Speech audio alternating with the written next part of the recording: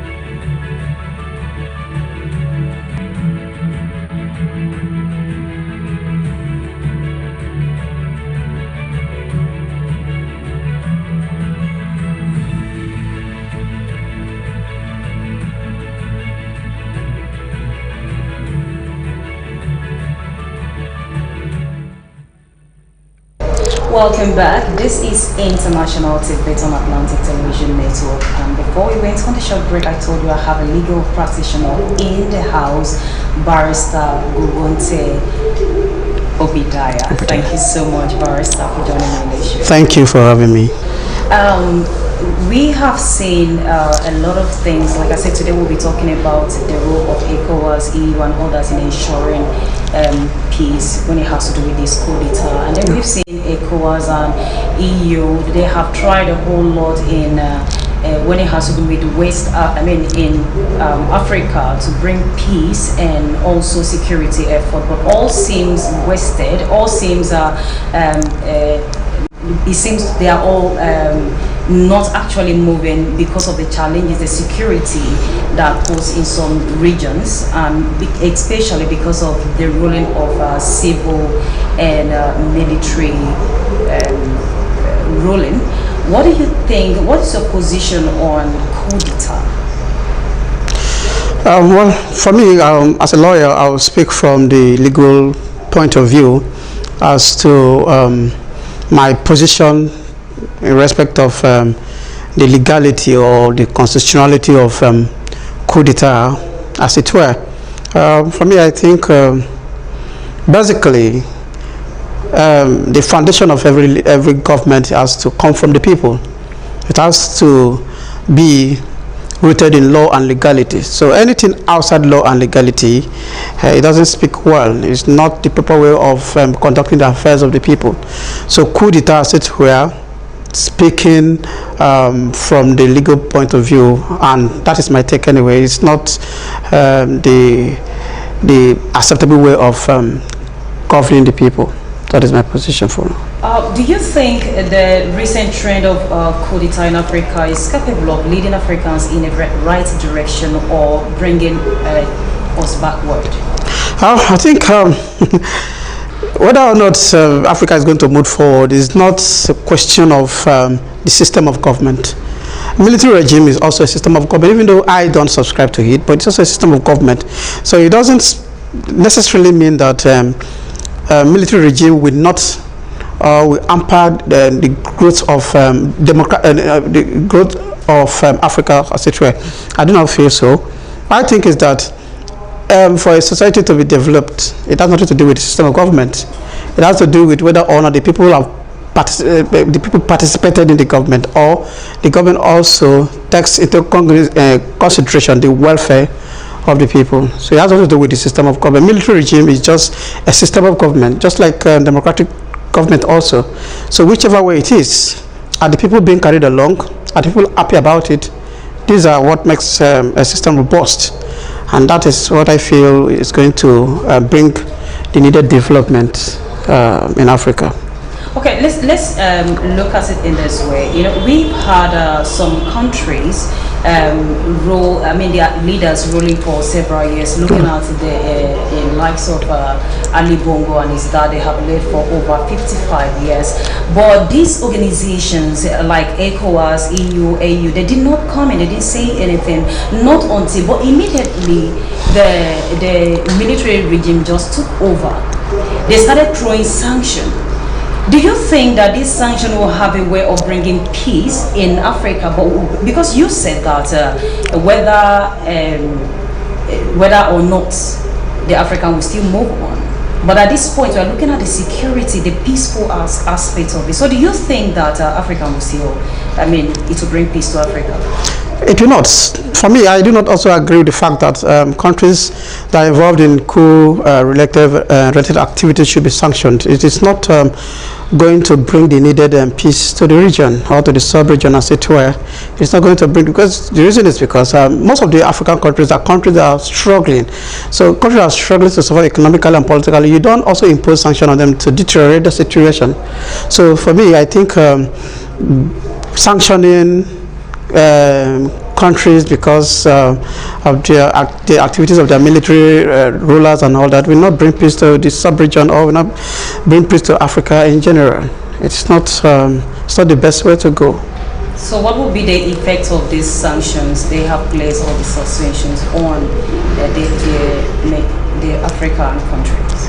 The effect of the sanction is that it's going to go deeper to the roots of the leadership structure of such affected countries. It's going to go to the roots.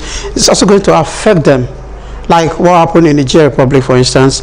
Nigeria play a very major role in trying to bring Nigeria Republic on board in terms of their economic activities and all that.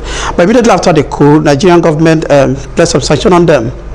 Right, so and it's not going to help them in any way. That we should be able to differentiate the welfare of the people and the activities of the political leaders. You cannot punish the people, punish the generality of the people because of the high-handedness or the political activities of their political leaders or military leaders. You cannot do that. Sanction goes to the people, and majorly it doesn't even affect the actors in the system, but the people suffers. So a government, Africa, ECOWAS, to be able to come together and say we have to go beyond sanctions. Sanctions does not really solve the problems, but sanction also rather aggravates the situation, the problems. Well, you were saying that these sanctions it will go into the roots. So what kind of roots are you talking about? Sanction goes to the root of the let me just say the superstructure upon which the system is built. Every system is built on political and economic superstructure. So once the superstructure is affected, the people suffers. For instance, economically, sanctions can place a lot of embargoes on the people in terms of trade relations and bilateral relationship also, and also cut them off of some trade activities. So once that is done, the country GDP will drop, and once that drops, then the people will suffer. So that is the root we are talking about. The root of every country or every system is rooted, every country is rooted in both economic and political superstructures. And once these superstructures have been affected by sanctions, then the country cannot move forward, whereas the people will suffer. You have talked about you said this sanctions is not the best thing that would have happened at the moment, and then we have them. This has already been done. So what do you think these diplomatic organizations? What is their spell? What do they have for African countries and their dependent countries?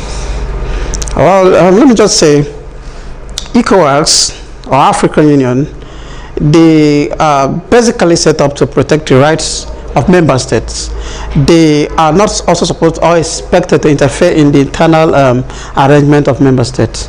So long as that internal arrangement is widely acceptable by the people, ECOWAS should have a limit. They should know the limit of what they can do or what they shouldn't do. Placing sanctions on member states because of the activities like coup d'etat and all that, like I said, also is not going to help. It's not going to resolve the situation. Rather, it's going to make worse the situation. So I think what they ought to have done is, one, they should invest more. Africa should be able to invest more in terms of their knowledge of international law and diplomacy. There are limits to what ECOWAS should do. There are limits to what African Union should do. And there are ways also of resolving disputes or conflicts. They should be able to invest more or trying to research more into conflict resolution mechanisms. You don't just move in train and start destroying the people or start cutting off relationship with them. No. There are ways of resolving issues like this, because these are these are issues of law or issues of international politics. So we have to handle it with care, because it's a very dicey situation. If you don't handle it with care, you just destroy the whole thing. So I feel that EU or ECOWAS should be able to invest more into peace and conflict resolution mechanism. They can even resolve these issues and call the respective actors to order by bringing everybody to the table. You don't start with threats of sanction or threat of invasion. That's an act of war. That's a declaration of war. If you start by threat, you embolden the actors for them to also dare the situation. So you don't start by threat. You start by diplomacy. If diplomacy fails, you can come up with other measures. That's how we should also run the activities of ECOWAS and the African Union. Okay, now you've talked about ECOWAS. All these organizations are set up to protect the people, business, economic-wise, and security-wise. But and now, so this coup d'etat happened, and the first thing that came into their mind, even though they came up with warning and all those stuff before them. They come up with suspension and all that. Would you say that with what they have done is a way of trying to make the people, scaring the people, threatening them for them to withdraw their decision? Or will you say that this is the best way that ECOWAS will protect their people, their own? I would not. ECOWAS they've not gotten it right. I'll keep saying it even at different occasions. I'll keep writing about it. ECOWAS, they have not gotten it right. You have to understand the issues. What really are the cause of coup d'etat in Africa? The issues are basic. They're fundamentals.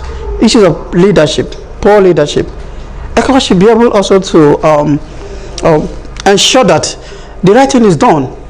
ECOWAS cannot go to countries conducting elections to monitor elections, and before their very eyes, elections will be bastardized, and they will go home and write recommendations that the election was free and fair. That is not proper. Like what happened in Gabon. Gabon just concluded the elections. And the election was mad irregularities. But ECOWAS will say it was wonderful, it was a credible process, simply because they want to protect their member. And the people are not happy about it. The people are seeing what is on ground, and they're not happy about it. So ECOWAS also should be able to understand that the reason why the sub-regional organization was set up is not to protect the activities of political leaders. It is also to ensure that the people, the African people, the West African people themselves are happy being called Africans, being called West Africans. If people are not happy, if people hardly feed, if the people are not allowed to exercise their franchise freely in a democratic process, you don't expect the people to be happy about it. And these are the things that the militaries are watching. They're seeing the corruption playing out in the system. They're seeing the embezzlement and the abuse of government and rule of law and all that. So once it shocks them, they would certainly react. Now, let's, I don't know, I asked this question before and I still want to ask you this particular question. Okay. Is it that it's the, what is the thin line between, military ruling and diplomatic ruling? You know, we have a situation where a governor and a father, they've ruled for 55 years. Yes. But there was no sanction, like I said. There was no, this is something that they have frowned at before. This is something that they actually penalize other countries that have done this. You're not supposed to rule for this number of years. But getting to, I would say, our own turn now, they have come in to say something. Is it that it is right for one to rule for quite a number of years, but it's not right for military to take over? That's what I said. That is the double standard of ECOWAS. Or African Union generally, that is double standard. I will also say that the issue in Gabon is entirely different. It has nothing to do with somebody can stay in office for as many years as the constitution permits. What happens in Gabon is when Omar Bongo, the father of Ali Bongo, the embattled Gabonese president, what happened to him was that the father amended or forced the amendment of the constitution. So once the constitution was amended, it gives them the opportunity to rule beyond the expected time. So these are what is happening. But I feel that ECOWAS also, or African Union also, should be able to step into the system and ask questions. You cannot bastardize the political process and expect the people to be happy with you. I think that is the mistake the ECOWAS made over time. And that is the mistake also that African Union has made over time. You cannot subjugate the people, you cannot rape the political structure of the people and expect there not to be reactions. So I feel it is not proper. But again, I know that you actually not supporting what is going on. These organizations are doing according to you. But before they decided on these sanctions, before they decided on all these things they are doing, there is every tendency they have gone to the drawing board and think twice about it. That if we carry out this decision, this will happen. They are doing this with a lot of expectation. Nothing can happen out of the blue. They can't just come up and take decision without thinking twice. Would you say that to an extent they have been able to carve out something, to be able to put things in place that will in no time bring peace to Africa? That's why I said before now that Africa should learn how to invest more in conflict resolution, alternative dispute resolutions, rather than throwing up sanctions into the system.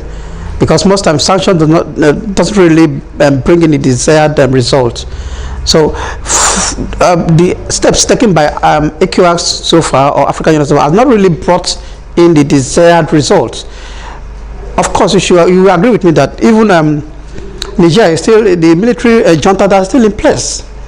Gabon also, they're still in place. They just installed the military president who have also been sworn in. So both sanctions and whatsoever measure taken by ECOWAS or African Union didn't yield any result because it wasn't properly thought out.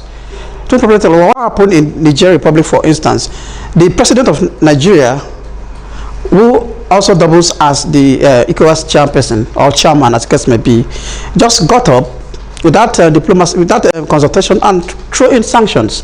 And the people are angry. You cannot throw it on sanction, and then later you want to call for discussions. No, throw in discussion first. And if it doesn't work, then you can not think outside the box on what to do. So the idea of throwing sanction before discussions doesn't really help, and it does not also produce any positive results.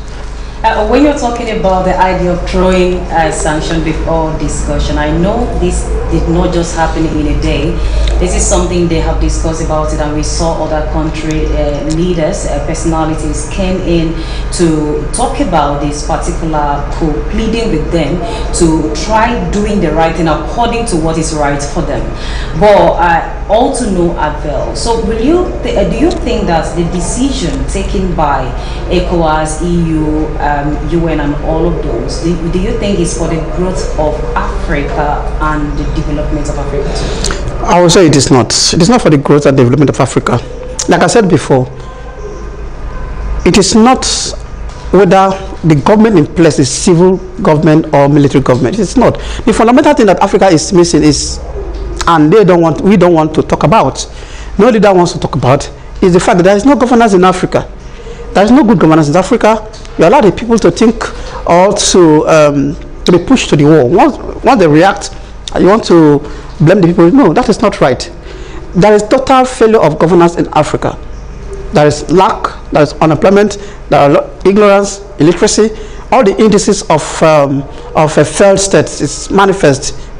It's ubiquitous in Africa. So if you want the military to go back to the barracks, you have to do the proper thing. You cannot brazenly live or conduct the affairs of the state with impunity, and then people will be watching. No, it is only the military, like I say, or I will say, this is my own language now, they are the last hope of the populace. Yeah, they used to say that the judiciary is the last hope of the common one, but I feel that in terms of engaging politicians, military is the last hope of the populace, because they are the only people that can intervene in situations like this. But the people are tired, the people are handicapped in situations like this. And if ECOWAS is not doing anything, African Union is not doing anything. Even the United Nations, they are not doing anything because of their interests, bilateral interests, partisan interests, or personal interests, or what they want to benefit from. So I feel that if we don't get the right thing done, you cannot stop coup in Africa, because coup is a reaction from bad governance. Okay, you are saying that military is the last hope of the. Well, that's an aside anyway. Yeah, that's what you are saying. But my question now, I'm saying it off record. That's an aside anyway. Okay. It is not written in any book. All right, it's yes. not written in any book. Yes. Okay, let's look at it this way. This is not. I mean, this is just coming up in Gabon, Niger, and all of those. But we have countries in likes of Mali that is being ruled by military. So will you say that if you're looking at the formal, even in Guinea, yes, yes, we have many but few. Yes. So will you say that military regime is better for the people? Because if you see the video, you will see how excited people were. You will see how joyful the people were on the street. They were literally, I mean, jumping out of the roof in the name of, yes, we have. It was more like letting a cat out of the bag, you know, that kind of freedom. So will you say with this that military regime is the best leadership for Africa? Well, let me speak like a lawyer. The military regime, no matter how well thought out, cannot take the place of a civilian government. It is not possible.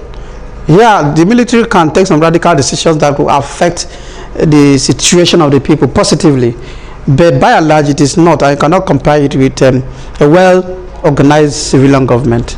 It's just that what we're having now as civilian government is it is not what it is or it is supposed to be, and that is why most of we tend to get a flashback of how fed we have been under the military, and we tend to juxtapose the situation.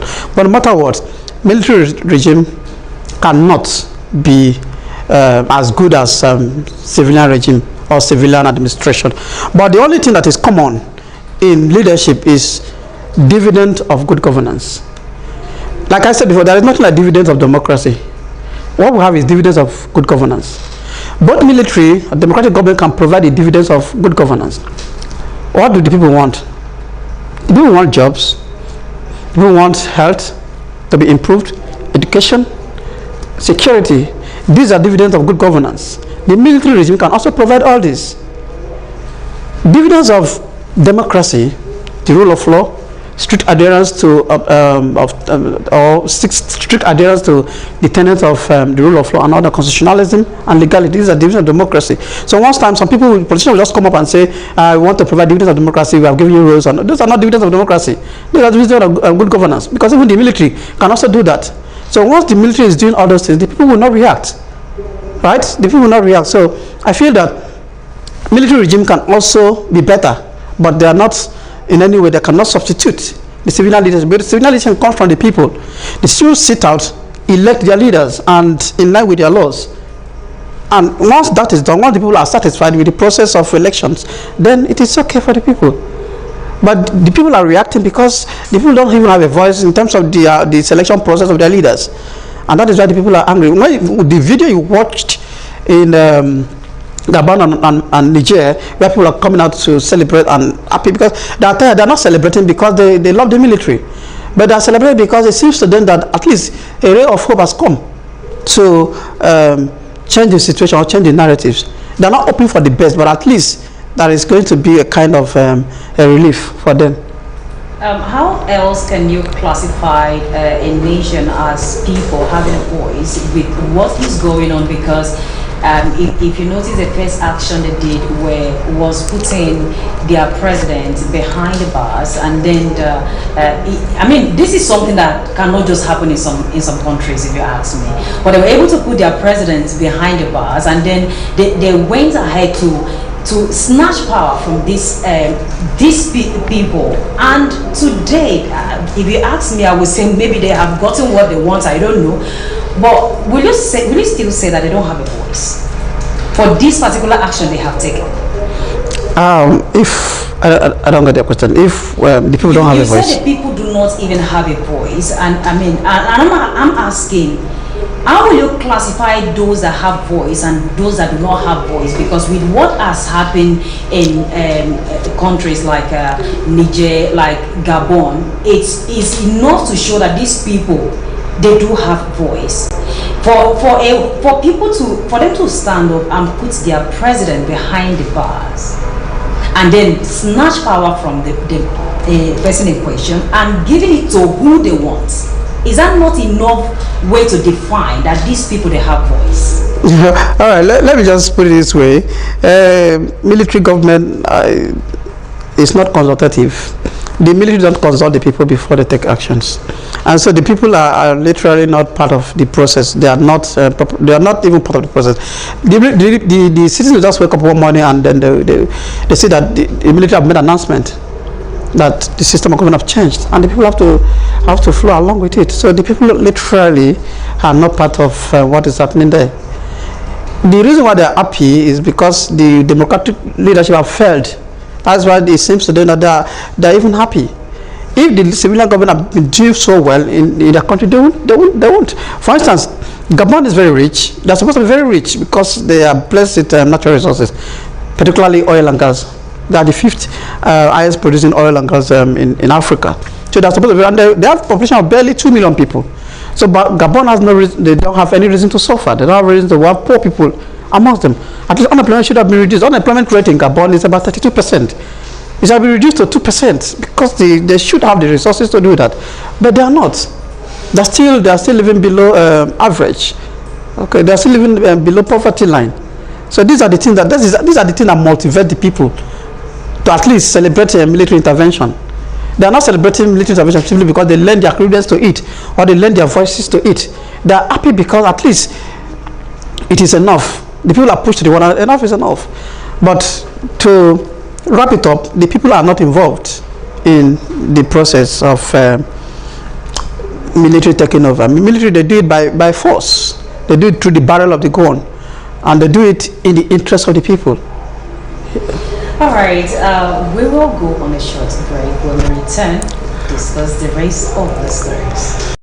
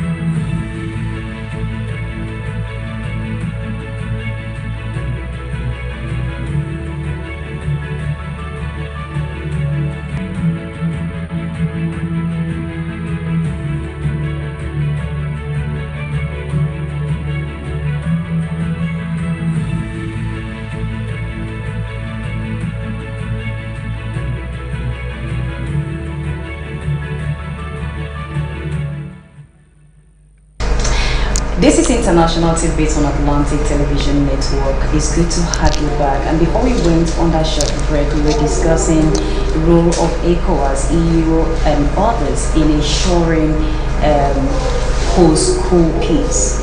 And we have heard our guest said a whole lot concerning in the efforts of ECOWAS and other organizations in bringing peace into Africa, looking at this coup d'etat. But let's look at it this way. Now you have talked about what according to you, ECOWAS and other organizations have not done a whole lot by bringing sanction before talking about the issues. So my question is, what do you think they would have done? What do you think? What do you think is the best way they would have handled this to bring peace into Africa? The best way to bring peace into Africa is for us to tell ourselves the truth. Africans must tell ourselves the truth. The basis for governance is through the ballot. Once the ballot is compromised, there is no justice in it. So Africa must be able to stand. ECOWAS, for instance, now let's just make a statement now.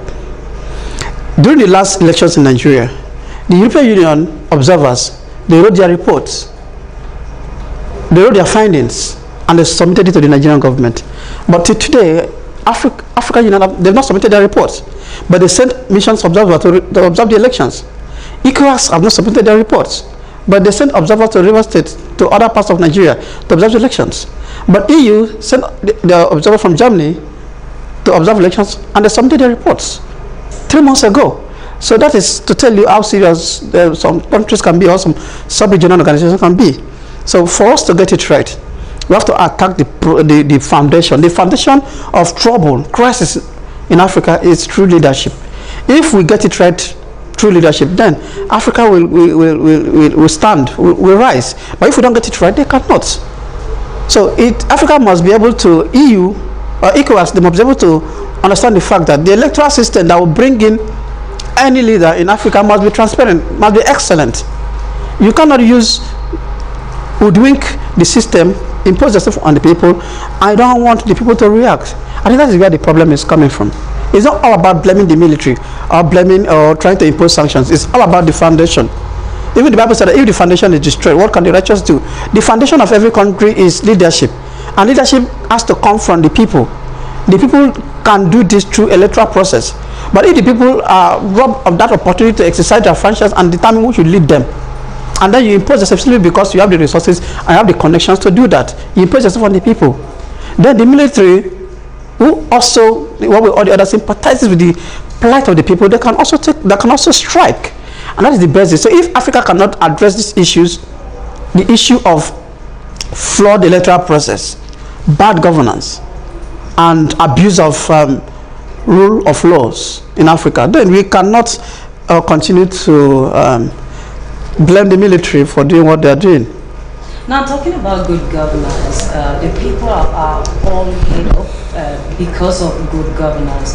So do you think that they are on the right track to redefine themselves, or do you think the whole of this is going to worsen the situation? You know, when you find yourself in a very bad place, you would definitely think that the next step you want to take is just the best, because you do not know what lies ahead. So do you think that this is the best for them to do? Do you think this will redefine Africa, or do you think that this will worsen the situation that we're already in?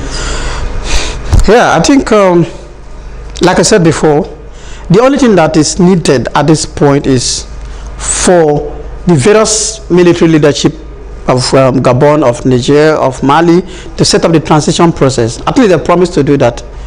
The military should not, I have to advise that the military should not hold on to power for long. If not, it will also drag the people backward.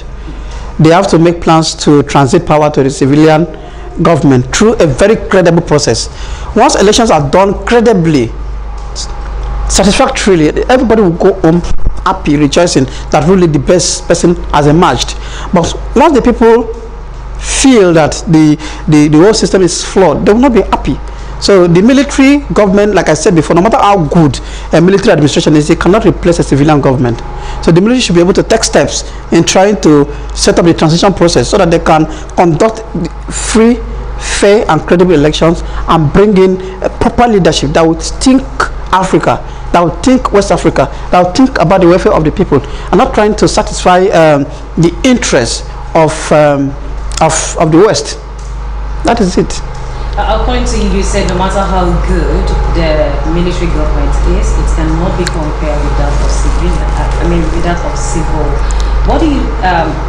Why are you so optimistic about that? Because we've seen other countries, like I said, being ruled by military, but they are living their lives. And of course, if it is not okay, maybe they will complain. I don't know. So why are you being so optimistic about it? Don't you think that? Are good. They're satisfied with whatever thing they have. Military government is subject to abuse. In the long run, those in authority can, because they are not accountable to anybody. They are accountable to the Supreme Military Council. That is, if I want to put it simply, that is like the committee, the military committee that runs the government. They are not accountable to the people. They may be patriotic citizens. There might be patriotic soldiers, but they are not accountable to the people. So, like I said before, the people can fare better, the people can exercise their right far better under civilian government than in the military. In the military regimes are characterized by abuse of process and so many other things which the people cannot challenge. But in civilian government, the people can challenge. It may not be all rosy. We have not gotten to the utopian stage for now, but I tell you that the people can challenge civilian government from time to time, at least to the best of their efforts. And of course, also they are doing marvelously well in trying to stand between the rights of the people and also the government. So the military cannot, military regime cannot afford the people of this opportunity to challenge the process and get their rights ventilated. But in the civilian government, it is also possible.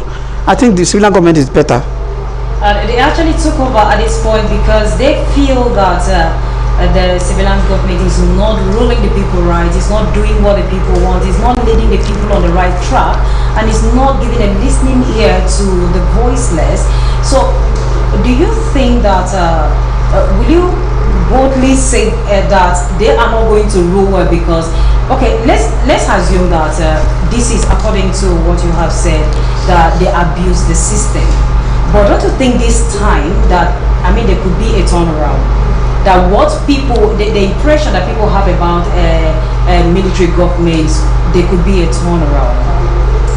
Like I said, military government, military regimes, they may have the best of intentions, but no matter how best their intentions are, it is rooted in illegitimacy.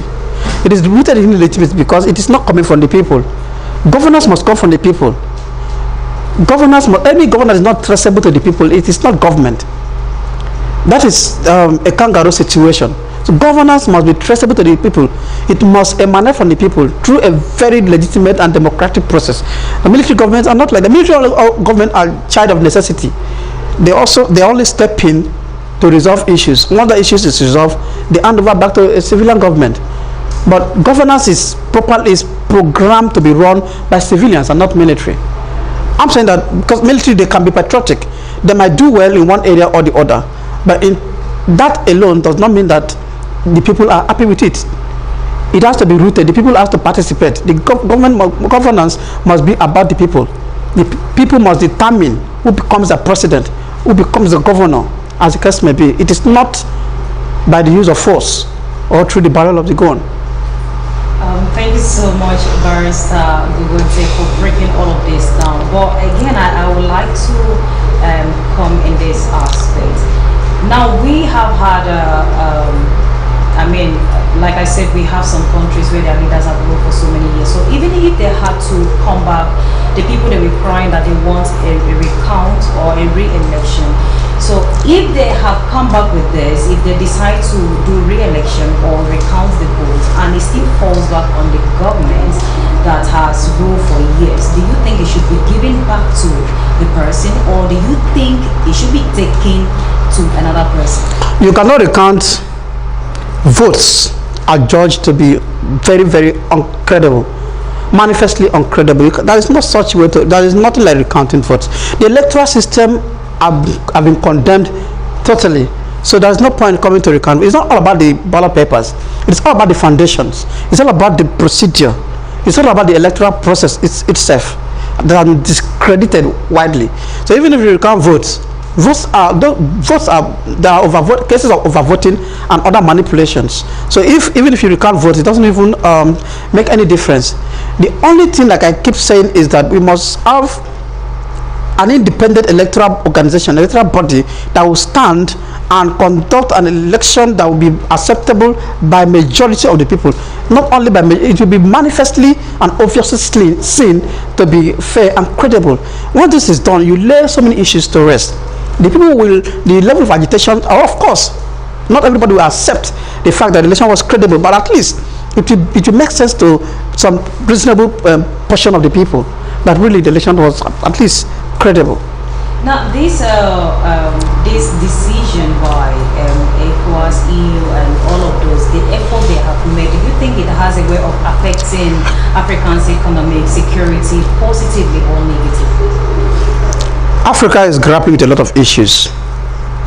We have the issues of terrorism, incursion of terrorism organizations into Africa. A lot of countries are under the grip of terrorism. Nigeria, Chad, those countries like Chad Basin are under the grip of even in Senegal, and Mali.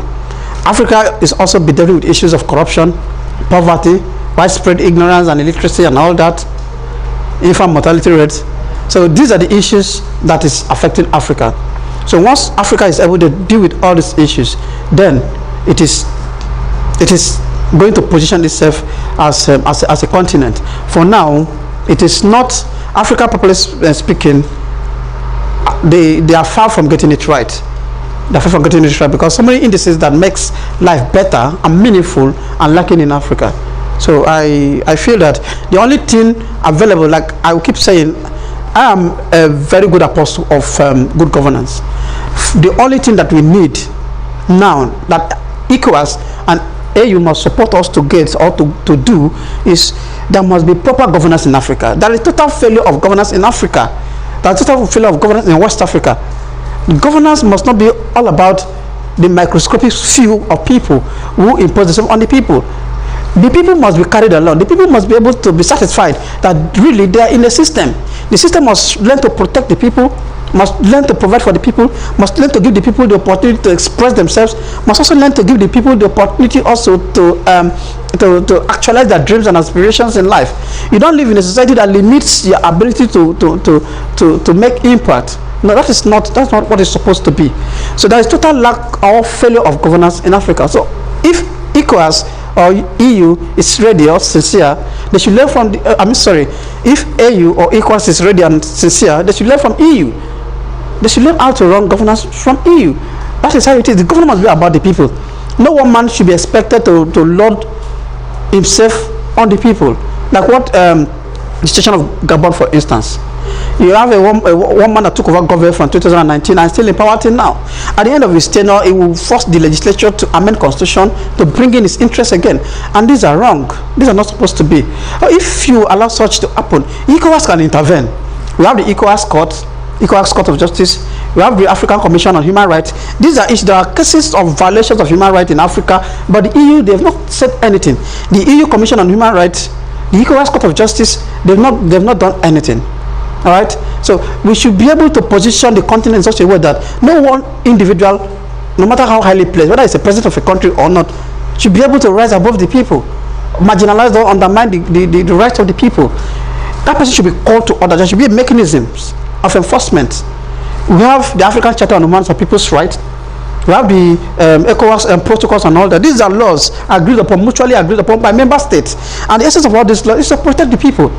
But you see, the presidents who signed the instrument of these laws, they're undermining them, and ECOWAS cannot sanction, EU cannot sanction them, and you expect the people to keep quiet. They were not getting it right as a continent or as a sub-region until we're able to put all these things in proper perspective and build an egalitarian society for ourselves, re-engineer the system, and allow our people to make progress based on their talents, based on their capacity, and not based on sentiment or nepotism. That is the problem of Africa. Now, looking at the state we are right now in Africa, talking about coup d'etat, if the EU, if the sanctions that have been placed on some of these countries are being withdrawn, do you think it will have a way of improving economic security in Africa, or do they have a way of taking us back? The sanction, like I said, there is absolutely no need for sanction in the first place. You don't sanction a people that have been greatly marginalized. Sanction affects the people. It doesn't even affect the actors. It doesn't affect the actors. So if you sanction the people, for instance, now Nigeria had a bilateral relationship or agreement with Niger to supply light to Niger, while Niger will not dam upfront the river Niger. And that is the bilateral. But immediately this happened, the Nigerian government instructed that those power sources should be cut off. And Nigerian capital was thrown into darkness. The people are suffering, businesses are closing, a lot of things are happening, the rate of crime will increase. So sanction is not always the best way. Like I said, diplomacy is the best way. Yes, that is cool enough in Nigeria, that's cool in Gabon. What are we going to do? What I expect ECOWAS or African Union to do is to jump into the situation with human face and bring in a mechanism on how to resolve it. Okay, we have understand your issues. We have understand the complaint of the people. We understand that the president isn't doing very well. What are we going to do? All right, please let us set a timeline for return of power to the civilian government so that you can sort your internal issues out. These are basically internal issues. It is internal issues that triggers a coup. It has nothing to do with it. It has nothing to do. They are not external issues. They are not issues of common interest to Africa or ECOWAS as a sub-regional organization. They are not. They are internal people. The issues of insecurity, issue of corruption, issue of bad administration, bad governance. These are internal issues. Not only the people knows where the shoe is pinching them. So they should be able to give them the benefit of that and say, okay, this is what we are going to do. It has happened. It has happened. We want you to return government back to the people within so period and so. You don't just stay in your country and try to threaten or throw sanctions on an independent country. No, they will not. They want to protect their sovereignty also. They want also to protect their pride as a people, as a country. No matter how tiny you think they are, they also want to exercise their sovereignty. So the best way to get all this things right is Africa must learn how to address issues the way they are supposed to be. You don't use force to counter force. You use diplomacy to counter force. And that's the proper thing to do. Well, you heard it for yourself. There's still room for negotiation. If you have thrown sanction on these people and then you realize that it is no way bringing peace, I think there's a better way to handle it according to what our guests have said. You don't use sanction, you don't use force to counter force, you use diplomacy to counter force. So I think in your own voice, I will join you and say they should go back to the negotiation table and talk better so that there will be peace in Africa. We are not ready for war or whatsoever. Thank you so much, Barrister Wunte, for joining me today in the show. Thank you very much for having me. It's a pleasure to have you people around. Thank you very much. I am Immaculata Jacob Ericana. In case you miss out in any